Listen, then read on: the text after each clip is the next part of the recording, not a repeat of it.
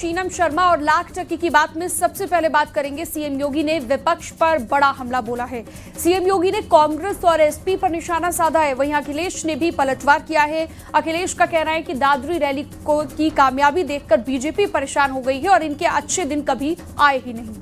मंत्री ओम प्रकाश राजभर ने मऊ में डॉक्टर भीमराव अंबेडकर पार्क और साथ ही उनकी मूर्ति का अनावरण किया। इस मौके पर उन्होंने अखिलेश यादव पर निशाना साधा। आपको रिपोर्ट में दिखाते हैं।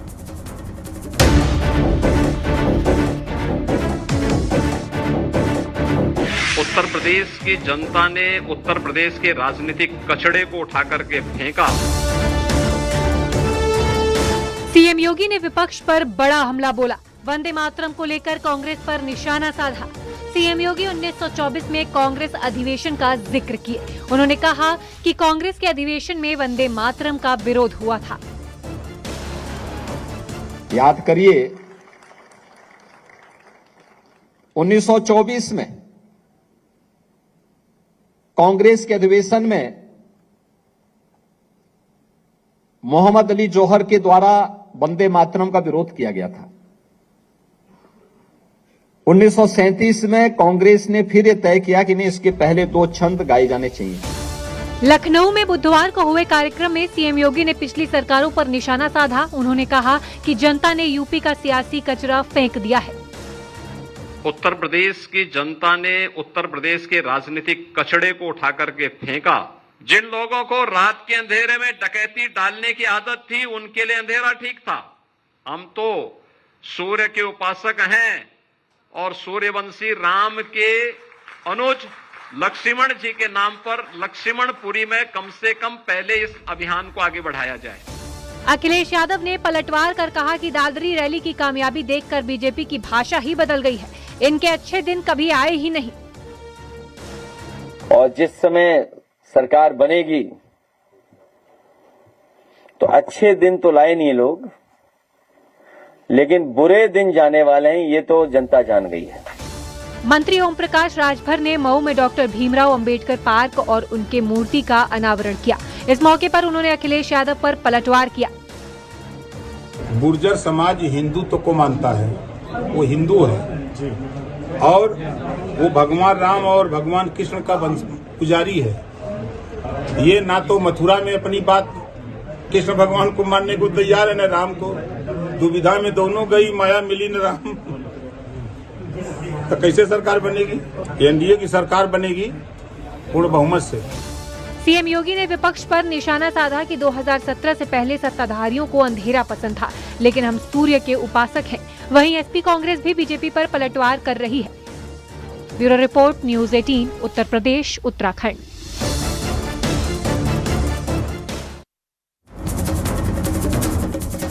आकाशवाणी स्थापना दिवस पर सीएम योगी आदित्यनाथ ने विभिन्न कलाकारों, साहित्यकारों, महान विभूतियों को सम्मानित किया। मालिनी अवस्थी को सम्मानित करने के दौरान उन्होंने उनके पति और सीएम योगी के मुख्य सलाहकार अवनीश अवस्थी को भी मंच पर बुलाया।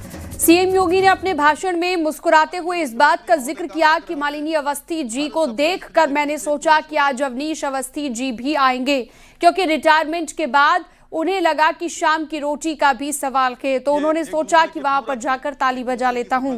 तो फिर मैंने कहा कि आप भी यहां मंच पर आ जाएं। आकाशवाणी की टॉप ग्रेड कलाकार सुश्री मालिनी अवस्थी जी, लोक भाषा और लोक संस्कृति की ध्वजवाहक आदरणीय अवनीश अवस्थी जी, कृपया आप भी मंच पर पधारें, क्योंकि इनकी सफलता के पीछे कहीं न कहीं आपका भी योगदान है। माननीय मुख्यमंत्री महोदय का आग्रह है, हर सफल स्त्री के पीछे एक पुरुष होता है।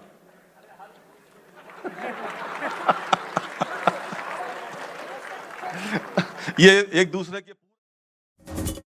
श्रीमती मालिनी अवस्थी जी, मैं तभी समझ गया कि मालिनी जी जरूर होंगे, क्योंकि अवनीश अवस्थी जी आ रहे हैं तो मैं समझ लिया था कि वो आ रहे हैं इसलिए, क्योंकि सामान्य तो नहीं आते, लेकिन रिटायरमेंट के बाद का एक समस्या होती है कि अगर न गए तो शाम की भोजन, एक समय का भोजन बंद।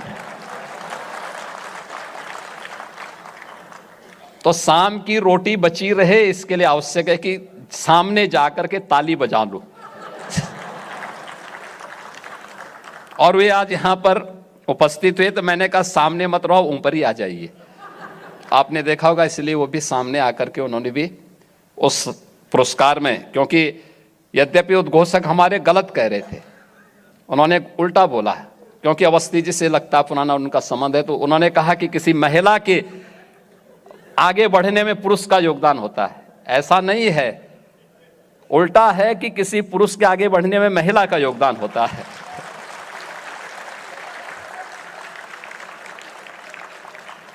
लेकिन उन्होंने इसमें थोड़ा पक्ष ले लिया अवस्थी जी का।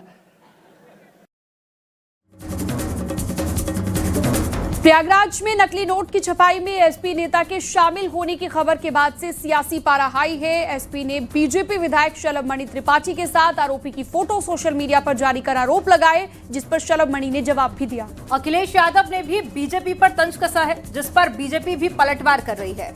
आरोपी विवेक यादव फरार है, जिस पर पुलिस ने 25,000 रुपए का इनाम भी रखा है। रिपोर्ट में देखिए।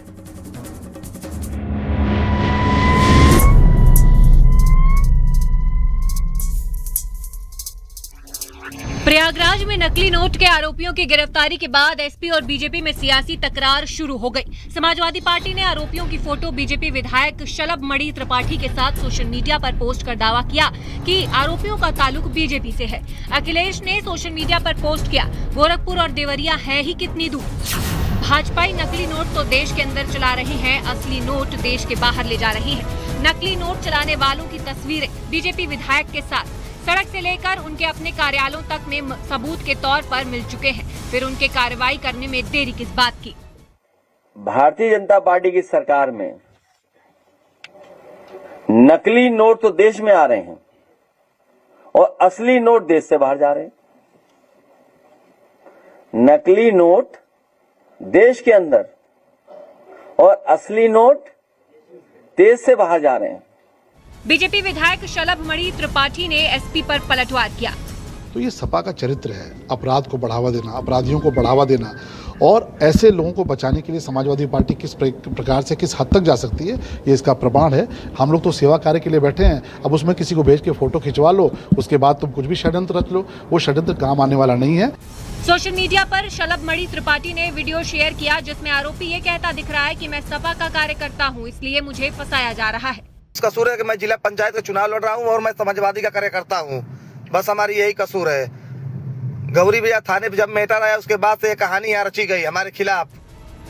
इससे पहले यूपी बीजेपी अध्यक्ष पंकज चौधरी ने सोशल मीडिया पर अखिलेश पर निशाना साधा। उन्होंने पोस्ट किया, प्रयागराज में नकली नोट गैंग में एसपी नेता का कनेक्शन, लाल टोपी वाले हैं नकली नोटों के धुरंधर, एसपी की चाल, चरित्र और चेहरा उजागर। ये सिर्फ अपराधी नहीं बल्कि राष्ट्रद्रोही है। 2027 में जनता एसपी को हार की हैट्रिक लगवाएगी। प्रयागराज में नकली नोट छापने के कांड में बीजेपी और एसपी एक दूसरे पर हमलावर हैं। सोशल मीडिया पर भी लड़ाई तेज हो चुकी है। Bureau report, news 18, Uttar Pradesh, Uttarakhand.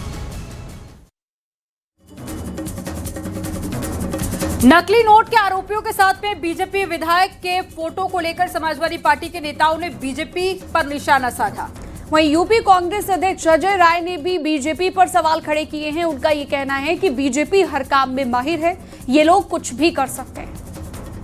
Political DNA में है कि जब हमारे और आपके पूर्वज लड़ रहे थे आजादी के लिए तो साजिश कर रहे थे अंग्रेजों के साथ, मुस्लिम लीग के साथ सरकार बना रहे थे, महारानी को चिट्ठी लिख रहे थे और आज भी साजिश कर रहे हैं। देश में जितने विध्वंसक कार्य हो रहे हैं इसके साजिशकर्ता के तार कहीं न कहीं इन्हीं से जुड़े होते हैं। तो जांच क्यों नहीं करा लेते? प्रदेश में आपकी सरकार है, केंद्र में आपकी सरकार है हिम्मत तो जांच करा लो, तो सफाई दो।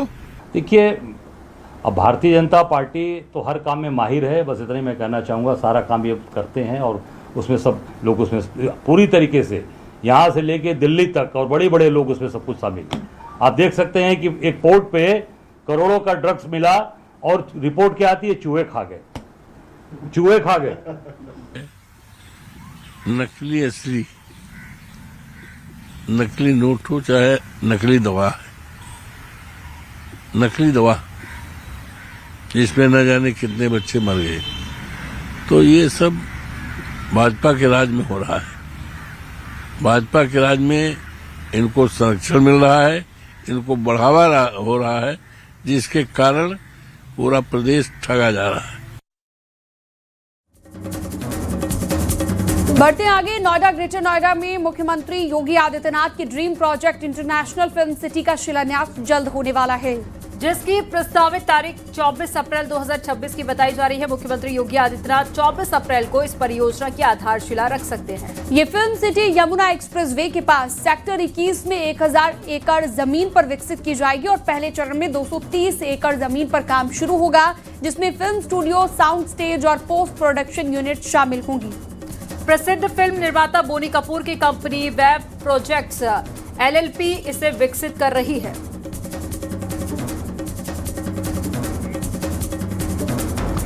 और 2027 के विधानसभा चुनावों के लिए दलितों को साधने में जुटे हैं और कांग्रेस 4 अप्रैल को बाबू जगजीवन राम की जयंती समता दिवस के तौर पर मना रही है। तो वहीं पर अखिलेश यादव ने कुछ दिन पहले ही होली ईद मिलन का कार्यक्रम भी रखा था। बीजेपी भी कुछ पीछे नहीं है। लखनऊ में जल्द ही अंबेडकर स्मारक का लोकार्पण किया जाएगा, जो कि सीएम योगी आदित्यनाथ का ड्रीम प्रोजेक्ट है। एक रिपोर्ट दिखाते हैं।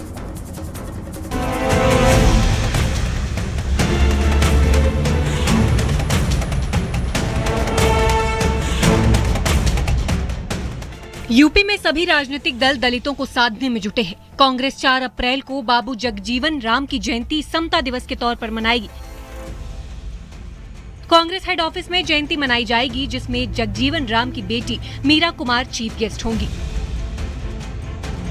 बाबू जगजीवन राम की जो जयंती 5 तारीख को एक समता दिवस के रूप में मनाई जाती है, उसको हम लोगों ने अपने प्रदेश कांग्रेस कमेटी में मनाने का निर्णय लिया है, जो 5 तारीख की पूर्व संध्या पर 4 तारीख को मनाई जाएगी। बीएसपी के दलित वोट पर एसपी की सीधी नजर है।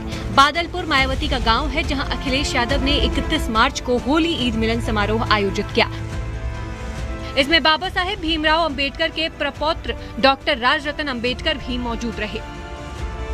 सड़क से लेकर के सदन तक बहुजन समाज की हिफाजत के लिए संघर्ष किया और आवाज बुलंद किया। आज बहुजन समाज लामबंद हो चुका है, परिवर्तन की बिगुल फूंक चुका है। राजनीति के जानकार भी मान रहे हैं कि अखिलेश पीडीए वाली सियासत के जरिए दलितों को साधने की कोशिश में है। ये जो ताजा मूव उनका है, ये 2027 के विधानसभा चुनाव के लिए है।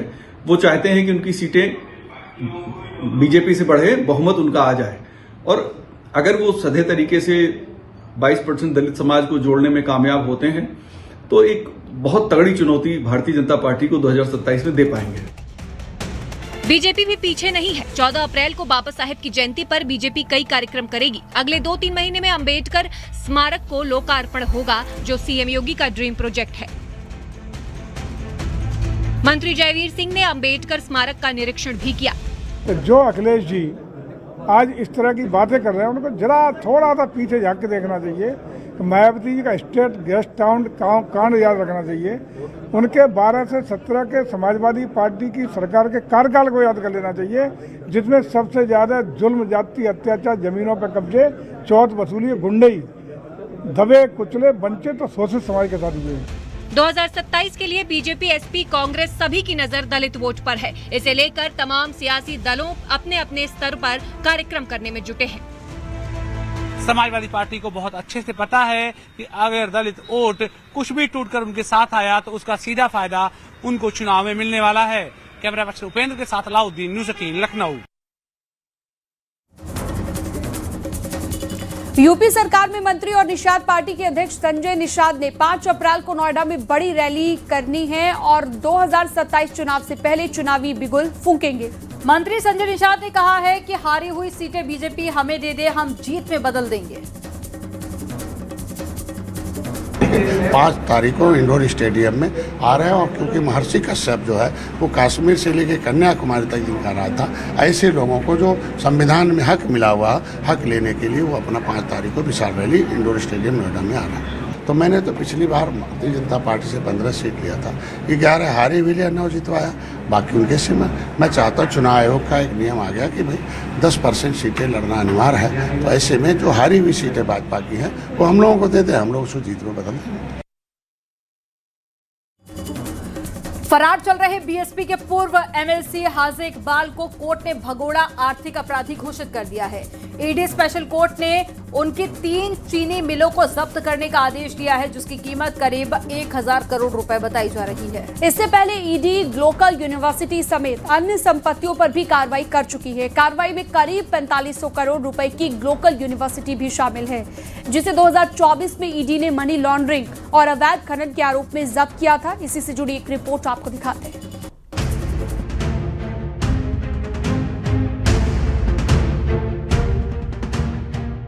बीएसपी के पूर्व एमएलसी हाजी इकबाल को कोर्ट ने भगोड़ा आर्थिक अपराधी घोषित कर दिया है।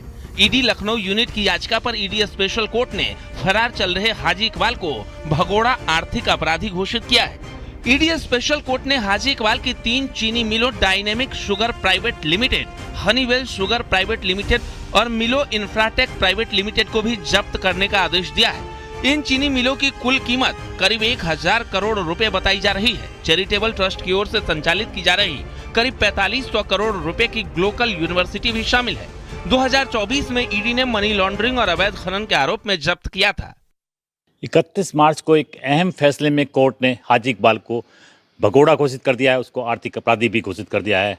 आपको बता दें, इसके अलावा हाजी इकबाल ने जो 3 शुगर मिल बसपा सरकार में नीलामी में छुड़ाई थी, उसको भी कोर्ट ने जब्त कर लिया, जिसकी कीमत लगभग 1000 करोड़ रुपए बताई जा रही है। परचून की छोटी दुकान और फल के कारोबार से खनन, प्रॉपर्टी के कारोबार और फिर राजनीति में हाजी इकबाल ने एंट्री की। बीएसपी सरकार में हाजी इकबाल एमएलसी बना। उस वक्त सहारनपुर और पश्चिम यूपी में अवैध खनन के कारोबार से हाजी इकबाल का नाम जुड़ा। 2017 में यूपी में योगी सरकार आने के बाद से ही पुलिस ने एक्शन लिया। अवैध खनन से लेकर आय से लेकर अधिक संपत्ति के मामले में हाजी इकबाल के खिलाफ कार्रवाई की। गिरफ्तारी से बचने के लिए 2022 में हाजी इकबाल दुबई भाग गया और लौट कर नहीं आया। हाजी इकबाल की करीब 275 करोड़ रुपए की 50 संपत्तियों को प्रशासन कुर्क कर चुका है। हाजी इकबाल के कई आलीशान मकान पर भी बुलडोजर चल चुके हैं। संपत्तियां सील या कुर्क हो चुकी हैं। अब ईडी की नई कार्रवाई से हाजी इकबाल का आर्थिक साम्राज्य खतरे में है। आज भी ये गवाही दे रहा है कि किस प्रकार की कार्रवाई यहाँ पर की गई थी, और इसके अलावा लगातार हाजी इकबाल पर कार्रवाई की गई है। लाखों करोड़ रुपए की संपत्ति उसकी पहले भी जब्त की जा चुकी है और लगातार इसी प्रकार की कार्रवाई जारी है। देवेश त्यागी, न्यूज 18 सहारनपुर। वाराणसी में विक्रमोत्सव 2026 के तहत कल से सम्राट विक्रमादित्य महानाट्य का भव्य मंचन हो रहा है और शुक्रवार से रविवार तक इसका भव्य आयोजन होगा, जिसमें हाथी, घोड़े, ऊंट, रथ, पालकी के साथ में जीवंत दृश्य से विक्रमादित्य का वैभव साकार होगा। कार्यक्रम के शुभारंभ सत्र में एमपी के सीएम डॉक्टर मोहन यादव के साथ यूपी के सीएम योगी आदित्यनाथ भी शामिल हो सकते हैं। एमपी के मुख्यमंत्री डॉक्टर मोहन यादव बाबा विश्वनाथ को विक्रमादित्य वैदिक घड़ी का अर्पण करेंगे और वाराणसी के नागरिकों में इसको लेकर काफी उत्साह है। रिपोर्ट दिखाते हैं आपको।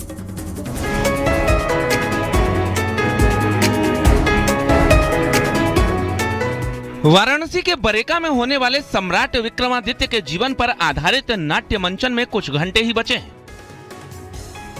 कलाकारों और मध्य प्रदेश प्रशासन की ओर से तैयारियों और रिहर्सल को अंतिम रूप दिया गया। कार्यक्रम के शुभारंभ सत्र में मध्य प्रदेश के सीएम डॉक्टर मोहन यादव के साथ यूपी के सीएम योगी आदित्यनाथ भी शामिल हो सकते हैं। सीएम योगी शुक्रवार को दोपहर बाद काशी पहुंचेंगे। महानाट्य इसलिए कहते हैं इसको क्योंकि इसमें हाथी, घोड़े, सारे जानवर, सब लोग आपको वास्तविक रूप में दिखेंगे।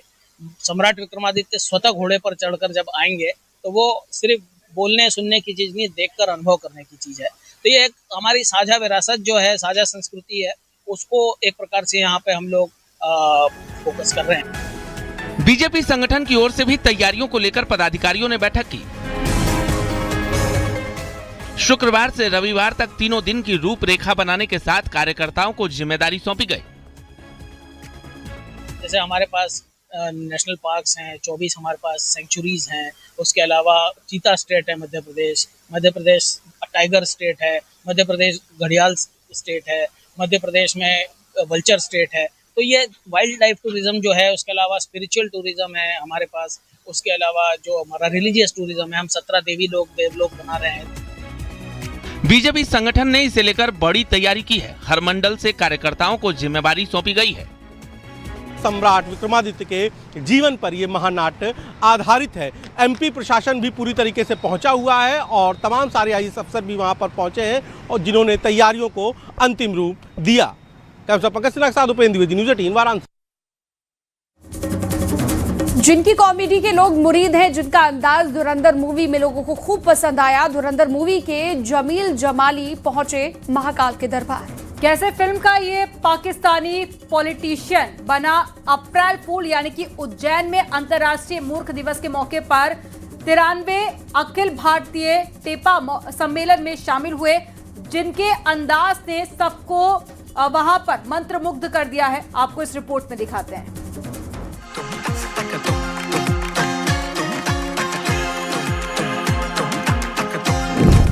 धुरंधर के जमील जमाली का जलवा।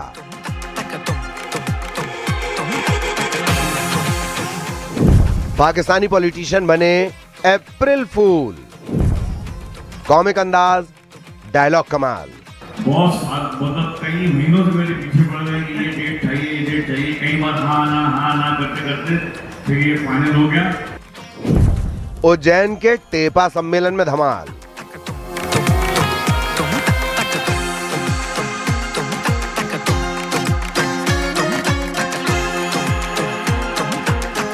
धुरंधर मूवी में जिनके डायलॉग पर तालियां बजी, जिनकी कॉमिक टाइमिंग पर सीटियां बजी, पाकिस्तानी पॉलिटिशियन की रोल अदायगी पर जिन्होंने खूब वाहवाही लूटी, वो जमील जमाली महाकाल की नगरी में आए।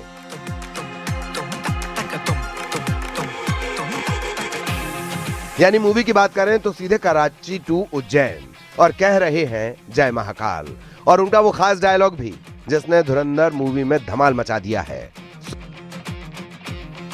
फिल्म एक्टर राकेश बेदी जो अपनी कॉमेडी के अंदाज के लिए जाने जाते हैं, धुरंधर मूवी में पाकिस्तानी पॉलिटिशियन जमील जमाली का किरदार उन्होंने निभाया है।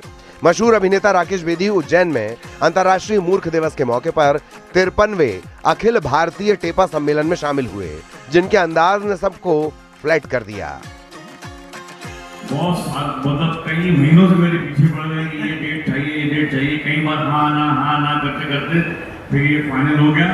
और मैं सिर्फ यहाँ पर एक ही वजह से आया हूँ, एक तो महाकाल की नगरी है और आप हमेशा प्यार करते हैं, बहुत प्यार देते हैं हमेशा, पहले भी आ चुका हूँ। और दूसरा सबसे बड़ा कारण ये है कि पहले हमारे इंडिया में, हमारे भारतवर्ष में कई जगह टेपा सम्मेलन या मूर्खों को सम्मानित करने के इस तरह के कार्यक्रम हुआ करते थे, वो सब फेल हो गए। यही है तो चल रहा है। इस खास मौके पर नामचीन हस्तियां भी शामिल हुई। हंसी का तड़का था तो व्यंग वाली चुटकी भी, और मजाकिया अंदाज में चला धुरंधर के जमील जमाली पर मुकदमा भी। उज्जैन की कालिदास एकेडमी में एक खास प्रोग्राम हुआ। वहीं देश भर से आए कवियों ने भी अपनी हास्य और व्यंग से भरपूर कविताओं से माहौल में जोश भर दिया। टेपा सम्मेलन में एक्टर राकेश बेदी को दिया गया मुख्य टेपा का सम्मान।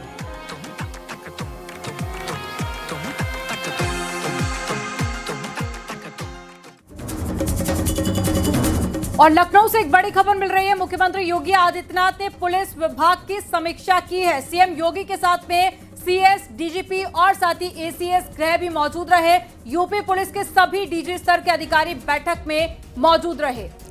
सीएम योगी, पुलिस, पीएसी, फायर समेत सभी डीजी यहां पर मौजूद रहे। कानून व्यवस्था, पुलिस सुधार, ट्रेनिंग, ट्रैफिक, हाईटेक पुलिसिंग जैसे कई अहम मुद्दों को लेकर बैठक की गई है।